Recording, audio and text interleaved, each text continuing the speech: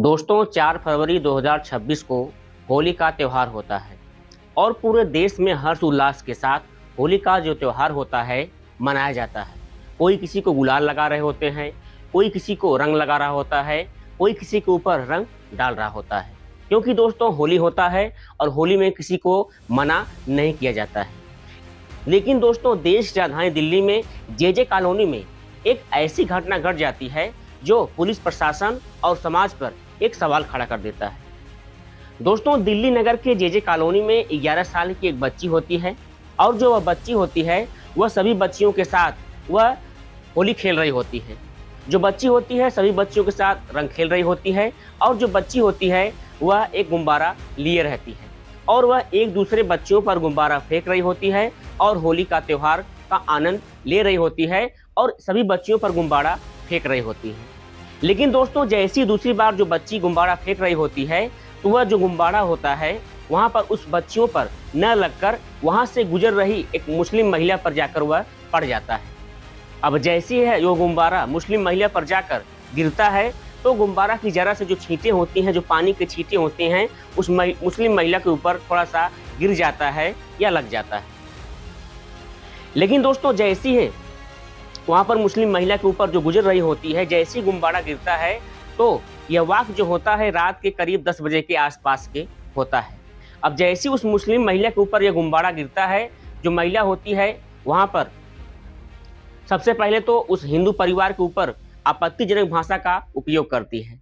अब जैसी वो मुस्लिम महिला जो होती है हिंदू परिवार के ऊपर आपत्तिजनक भाषाओं का इस्तेमाल करती है और जो यह भाषा बोल रही होती है यह सुनने के लायक न कि देखने के लायक, न आपको इस वीडियो में मैं बताने के लायक होता है।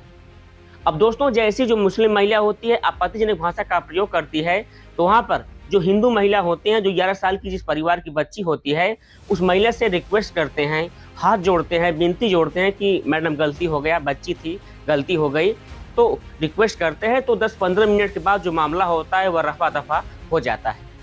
लेकिन जो मुस्लिम महिला होती है 15-20 मिनट बाद काफ़ी अपने साथ आदमियों को लिवा कर आती है और जो आदमी आए हुए थे, कोई डंडा लिया था, कोई औजार लिया था, कोई तमाम प्रकार के ऐसे जो औजार न थे जो न लिए थे, वहाँ पर आती है। आने के बाद हिंदू परिवार जो सदस्य होते हैं, जो 11 साल की बच्ची के परिवार के लोग होते हैं, उन परिवार के ऊपर वो हमला कर देती है। अब जैसे उस परिवार के ऊपर हमला कर देती है तो उस परिवार को बचाने के लिए एक 26 साल का लड़का होता है जिसका नाम तरुण होता है। वह अपने परिवार को बचाने की कोशिश कर रहा होता है, लेकिन जो मुस्लिम समुदाय से लोग आए हुए थे वह उस बचाने के चक्कर में वहाँ पर 26 साल का जो तरुण नाम का लड़का होता है उसकी हत्या कर देते हैं। जो 26 साल का लड़का होता है वह तुरंत वहाँ पर ऑन द स्पॉट वहाँ पर उसकी मौत हो जाती है। अब सबसे पहले यहाँ पर सोचने वाली बात यह होती है कि जो मुस्लिम समुदाय से लोग वहाँ पर आए हुए थे, ये क्या किए कि आसपास की जो वहाँ पर गलियों में जो कॉलोनी होता है, जो दरवाजे होते हैं, वो सब बंद कर दिए थे। ऐसा इसलिए किए थे कि ताकि मारते वक्त कोई बाहर से आकर इसे बचा न ले और कोई यहाँ पर बचाव काम का न किया जाए, कोई बचाव कार्य यहाँ पर न किया जाए। इसके बाद वहाँ पर आते हैं, आने के बाद सभी को मारते हैं। मारने के बाद जो 26 साल का जो तरुण होता है वो अपने परिवार को बचाते बचाते बेचारा अपनी जान त्याग देता है।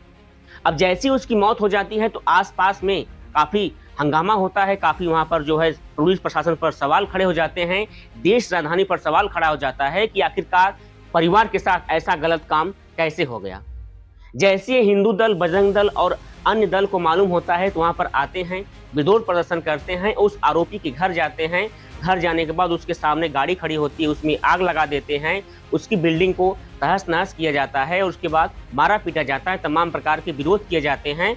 और यहाँ तक ही नहीं, दिल्ली मेट्रो स्टेशन के पास विरोध प्रदर्शन किया जाता है।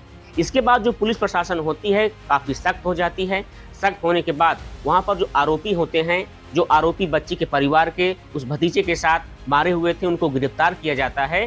दोस्तों जिनको गिरफ्तार किया जाता है उनका नाम होता है इमरान होता है, उसके बाद उमरुद्दीन होता है, जुम्मादीन होता है और कमरुद्दीन होते हैं, और मुश्ताक नाम होता है और मुजफ्फर नाम होता है और ताहिर नाम होता है। उसमें से एक नाबालिग लड़का होता है।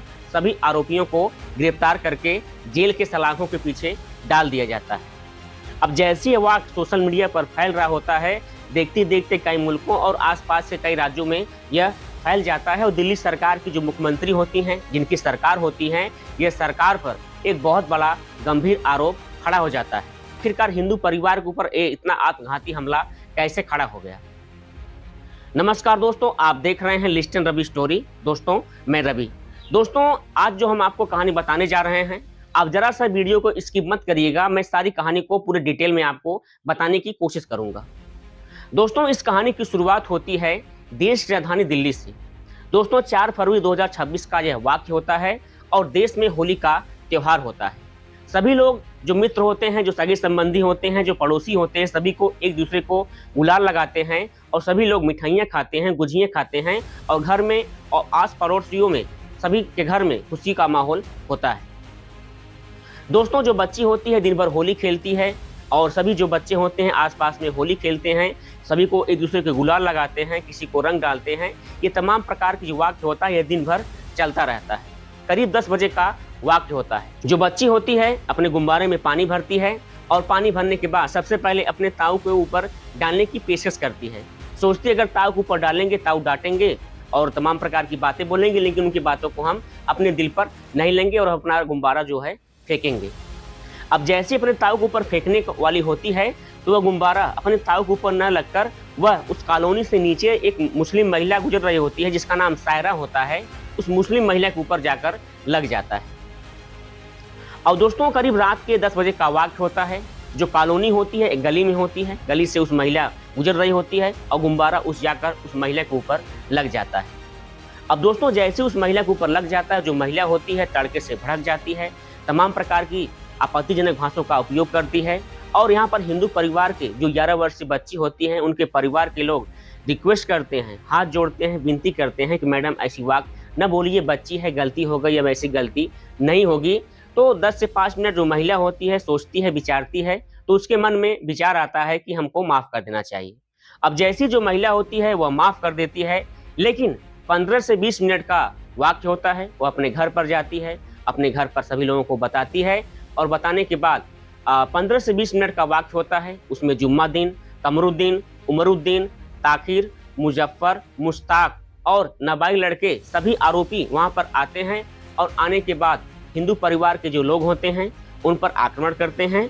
और आक्रमण ही नहीं, वहां पर आसपास में जहाँ पर जो कॉलोनियाँ होती हैं सबसे पहले आते हैं, कॉलोनियों को गेट में ताला मार देते हैं ताकि कोई बचाने ना आए। अब दोस्तों जैसे ही वहाँ पर मारते हैं तो वहाँ पर एक भतीजा होता है, 26 साल का होता है, जो अपना डिजिटल कोर्स कर रहा होता है, अपनी डिजिटल कोर्स कर रहा था। कहीं से वाक्य के बहाने या किसी के बहाने वह बाहर गया हुआ था। बाहर उससे जाने में काफ़ी देर हो गई। देर होने के बाद जैसे अपने परिवार तरफ आता है तो देखते हैं तमाम प्रकार के वहाँ पर जो आरोपी होते हैं उसके घर पर हमला बोले हुए थे। अब जैसे वहाँ पर हमला बोले हुए थे बाइक से उतरता है। बाइक से उतरने के बाद अपने परिवार को, अपने बच्चियों को, अपने माता पिता को बचाने की कोशिश करता है। दोस्तों जो हिंदू परिवार की 11 वर्षीय जो बच्ची होती है, एक बहन और एक भाई होते हैं और माता पिता उस कमरे में कॉलोनी में रहते हैं। अब यहाँ पर जो तरुण नाम का जो व्यक्ति होता है जिसकी उम्र 26 साल की होती है, वह अपने परिवार को बचाने जैसे जाता है तो लाठी डंडे से जो यहाँ पर आरोपी होते हैं वह उनके ऊपर प्रहार कर देते हैं। वह बेचारा तड़प रहा होता है, वह रिक्वेस्ट कर रहा होता है, लेकिन जो आरोपी होते हैं उनके ऊपर सनक सवार होती है, बदला लेने का विचार होता है, उन्हें लाठी डंडे से मारकर उसकी हत्या कर देते हैं। अब जैसी हत्या की खबर आसपास के इलाकों में, आसपास के कॉलोनियों में जैसी खबर उठती है तो कॉलोनियों में काफ़ी गुस्सा हो जाता है, काफ़ी हंगामा हो जाता है, हिंदुओं में काफ़ी आक्रोश हो जाता है कि मुस्लिम समुदाय के लोग हिंदू समुदाय के एक लोगों को कैसे मार देते हैं।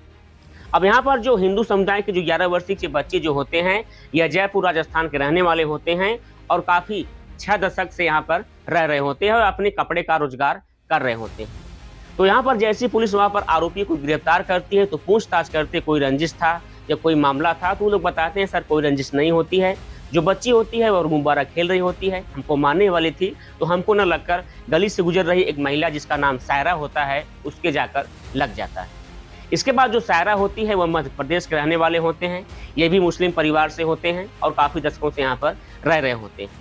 अब जैसे यहाँ पर बजरंग दल के कार्यकर्ताओं को मालूम होता है कि हिंदू परिवार के एक 26 साल का लड़के की मौत हो गई तो उनके ऊपर एक ज्वाला भटक जाती है और कोई कहता है कोई बिल्डिंग तोड़ने की बात करता है, कोई एनकाउंटर करने की बात करता है, कोई कहता है फांसी दे दो। ये तमाम प्रकार के जो वाक्य होते हैं उन आरोपियों के ऊपर खड़ा हो जाता है। कोई कहता है इसकी नक्शा नहीं पास है, इसके जो है आरोपियों के मकान को गिरा दिया जाए। तमाम प्रकार की जो पेशकश होती हैं, सभी पेशकश वहाँ पर पेश होता है, लेकिन उसमें से एक पेशकश जो होता है घर गिराने का, उसका आरोपियों का, उन आरोपियों के घर गिरा दिया जाता है और हिंदू कार्यकार जो होते हैं उसके घर में आग लगा देते हैं, उसके सामान को बाहर फेंका जाता है, आरोपियों की जो गाड़ी होती है उसे खड़ा कर दिया जाता है। लेकिन इसके बाद जो मुस्लिम समुदाय के लोग होते हैं रिक्वेस्ट करते हैं, सर मुझसे गलती हो गई। लेकिन दोस्तों क्या होता है, तब तक बहुत ज़्यादा तक जो वक्त होता है काफ़ी बदल चुका था। घर में खुशी का जो माहौल होता है एक मातम में छा जाता है। मुस्लिम महिला के कारण एक 26 साल का जो लड़का होता है वह बेचारा बेसहारा मारा जाता है। दोस्तों जो मुस्लिम महिला के समुदाय के लोग होते हैं वे भी हाथ जोड़ रहे हैं, गिनती कर रहे थे कि सर मुझसे गलती होगी, मुझसे ऐसा कांड नहीं करना चाहिए था। लेकिन दोस्तों तब तक बहुत देर हो चुकी थी। सभी आरोपियों को पुलिस गिरफ्तार करती है। जैसे ही वह मुख्यमंत्री रेखा गुप्ता जी के पास पहुंचता है वह भी तुरंत ऑन द स्पॉट एक्शन लेती हैं और एक्शन लेने के बाद आरोपियों के घर गिराए जाते हैं और गिराने के तक नहीं, उन आरोपियों को गिरफ्तार करके जेल के सलाखों के पीछे डाल दिया जाता है। इसके बाद जो सीएम रेखा गुप्ता जी होती हैं उनके परिवार से मिलती हैं और ढाढ़स बताती हैं कि आरोपियों के ऊपर सख्त से सख्त कार्रवाई किया जाएगा। दोस्तों इस वाक्य से मुझे किसी को ठेस नहीं पहुंचाना है, नहीं किसी को आहत पहुंचाना है, बल्कि इस कहानी के माध्यम से, इस वीडियो के माध्यम से आपको सचेत करना है, आपको जागरूक करना है। दोस्तों मिलते हैं एक नई कहानी के साथ, तब तक के लिए आदाब, सत श्री अकाल।